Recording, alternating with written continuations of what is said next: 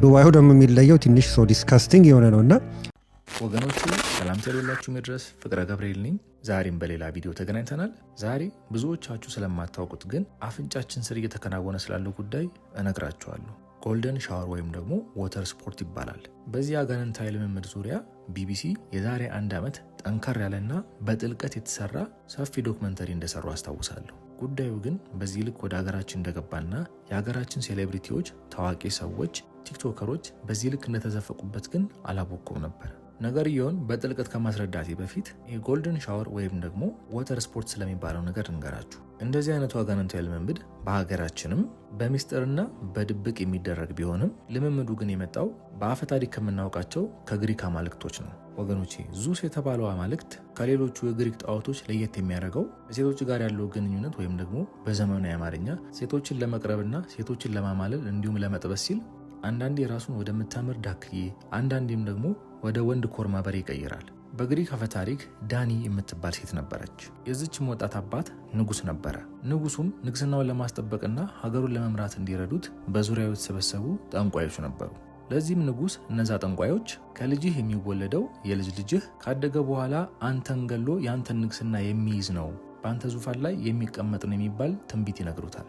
ይህም ንጉስ ትንቢቱ እንዳይፈጸምና ንግስናውንም እንዳያጣ ህይወቱንም እንዳይነጠቅ ዳኒ የምትባለውን ልጁን የነሐስ እስር ቤት ያሰራና በነሐስ እስር ቤት ውስጥ ያስራታል። የዳኒን መታሰር የሰማው ጣዖቱ ዜዎስ ራሱን ወደ ጎልደን ሬን ወይም ደግሞ ወደ ወርቃማ ዝናብ በመቀየር በዝናቡ አማካኝነት በነሐስ እስር ቤት ውስጥ የታሰረችውን ዳኒን በጎልደን ሬኑ አማካኝነት ወይም ደግሞ በወርቃማ ዝናቡ አማካኝነት ያስረግዛታል። ዳኒም ትጸንሳለች። እንግዲህ እንደሚነገረው አፈ ታሪክ ከሆነ ዳኒም ከዝናቡ በኋላ ትጸንሳለች፣ ትወልዳለች። ልጁም አድጎ ጎርምሶ በሰውነት ከጎለበተና ከፈረጠመ በኋላ የዳኒን አባት ንጉሱን ገሎ ንግስናውን እንደያዘና እንደነገሰ ይነገራል። ወገኖቼ ታዲያ ነገር አድጎ ዛሬ እዚህ ደርሰናል። በቪዲዮ የመጀመሪያ የቢቢሲን ዶክመንተሪ የጠቀስኩላችሁ በምክንያት ነው። ወገኖቼ ዱባይ ከሌላው ዓለም በተለየ መልኩ የናጠጡ ሀብታሞችና የቢሊዮነሮች መሰብሰቢያና መኖሪያም እንደሆነች ይታወቃል። የሀብታም መኖሪያ መሆኗን ተከትሎ በቁጥራቸው ብዙ የሆኑ ኢትዮጵያኖችና አፍሪካኖች ስራ ለመስራትና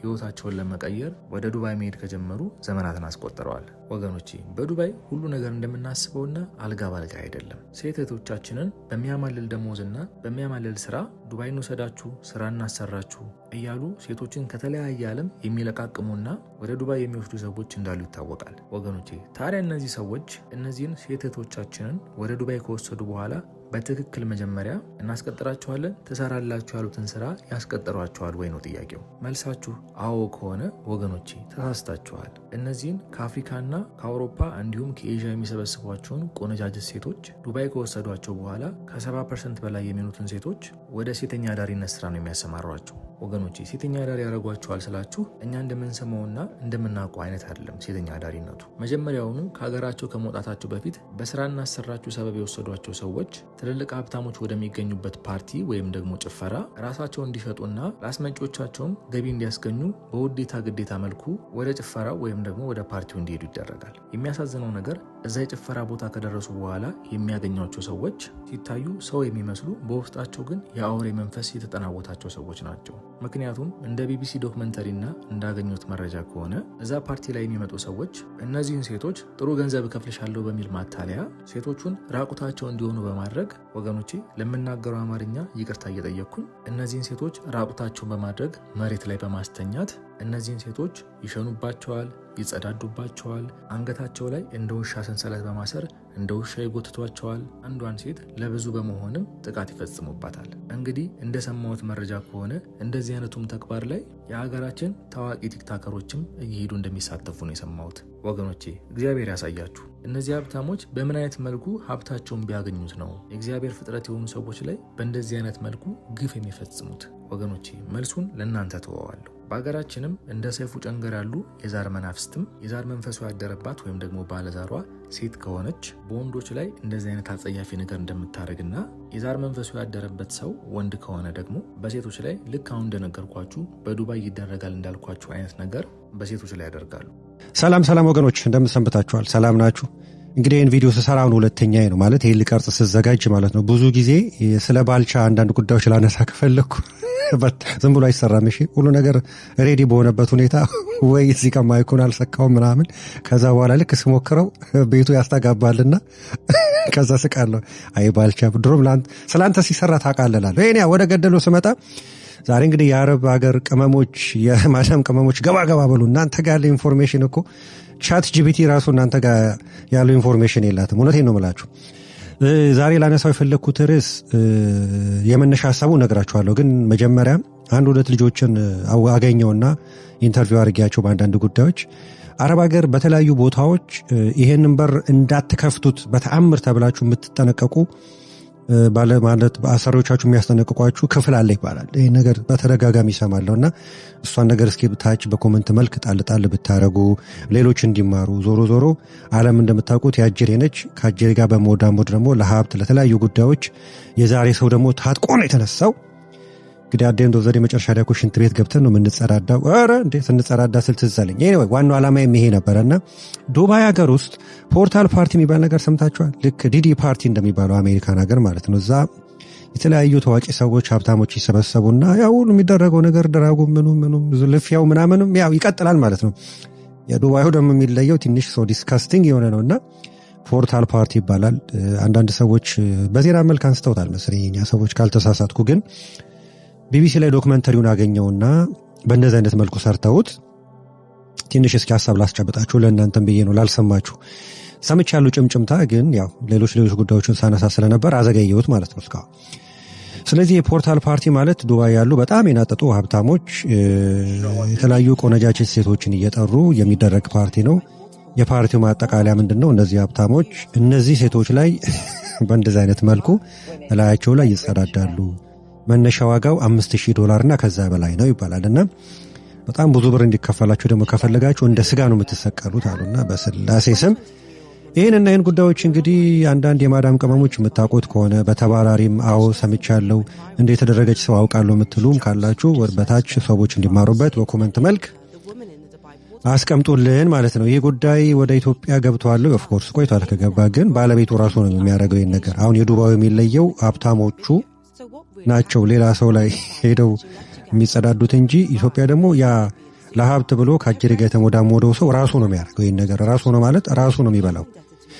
አደንዶ ዘዴ ግን ሰገራን በላ እንጨትን በላ ምንም ብረትም ጋጥክ ዳቢሎስ ለምንድን ነው ይህን ነገር የሚፈልገው ብለን ካለን ኢሳባውት ፕሮሚስ ኦኬ። ያን ነገር የሚያደርግበት ዋናው ምክንያት ሁሌም ከሱ ጋር መሆናቸውን የሚያረጋግጥበት መንገዱ ነው እንጂ እንዳልኳችሁ እናንተ እንጨት ብትበላ አስፔስቶስ ብትበላ ሰገራ ብትበላ ፋንዲያ ብትበላ እሱ መንፈስ ነው። አይበላ አይጠጣ አንቀላፋ እድሜው አይቆጠር። የመጨረሻው ዳግም ምጽአት መጥቶ እሱና ተከታዮቹ ወደ ገሃነም እስኪገቡ ድረስ በሰው ልጆች ላይ መጫወቱን ይቀጥላል ማለት ነው። ምክንያቱም ምንድነው እሱ ይሄው ያዘጋጀውን ገነት ለነሱ ሰጥተሃልና እንግዲህ አንተ የምትላቸው ልጆች እንዲህ ናቸው ብሎ እግዚአብሔር ፈጣሪው ላይ ለመሳለቅ የሚሄድበት ሂደቱ ነው ማለት ነው። እኛም የሰው ልጆች ባለማወቅ ለሀብት ለተለያዩ ጉዳዮች ለዝና እያልን ከሰው ጋር መሞዳሞዳችንን ቀጥለናል።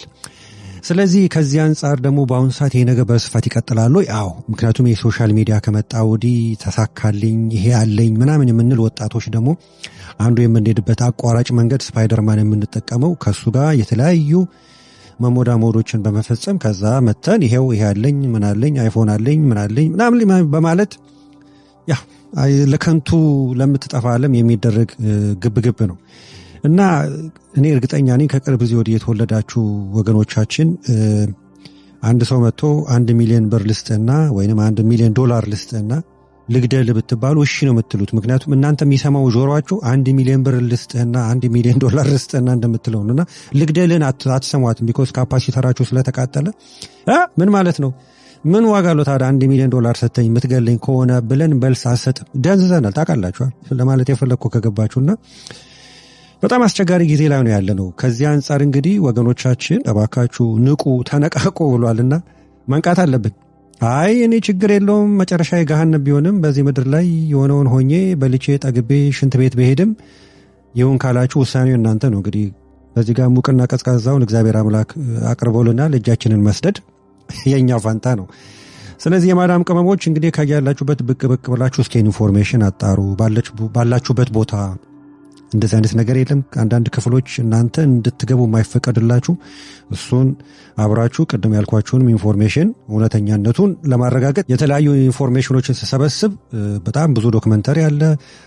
ይሄ ጉዳይ በጣም ቫይራል ሆኖ የወጣው በዚች ዩክሬናዊት የተነሳ ነው። እቺ ዩክሬናዊት ይሄን ጉዳይ አሳልፋ ከዛ በኋላ እንግዲህ አሁን አገግማ ደህና ነው ያለችው መሰለኝ። ማሪያ ትባላለች። በዛ ምክንያት ነው ሌሎች እነ ቢቢሲም ይሄን ጉዳይ ኢንቨስቲጌት ያደረጉት። ከዛ አንጻር ዱባይ ውስጥ ሌላ ለዚህ ከወሲብ ንግድ ጋር በተገናኘ ፒምፕ ምናምን እሱ ያ ኖርማል ነው። በየቦታው በየስርቻውም አለ። የኛም ወገኖች በዚህ ጉዳይ ተዘፍቃችሁበታል። እግዚአብሔር እንግዲህ በራሱ ጊዜ ይጎብኛል። ከዛ በተረፈ ይሄን ይመስላል እንግዲህ አጠቃላይ ስላለው ነገር። አሁንም ለሶስተኛ ጊዜ ላስጠንቀቅ፣ የማዳም ቅመሞች እህቶቻችን፣ ጠንካራ ሰራተኞች እንግዲህ ወታች ግቡና የሰማችሁት ነገር ካለ ሹክ በሉን ማለት ነው። የኛ ትልቁ ጎግላችን ናችሁ። ወደዛ አካባቢ ያለውን ነገር ምን እየተከሰተ መሆኑን የምታቀብሉን ሃይሊ ዳታ ትራንስፈር እናንተ ናችሁና የበኩላችሁን እንግዲህ ኢንፎርሜሽን ተለዋውጡታች። አመሰግናለሁ። መልካም ጊዜ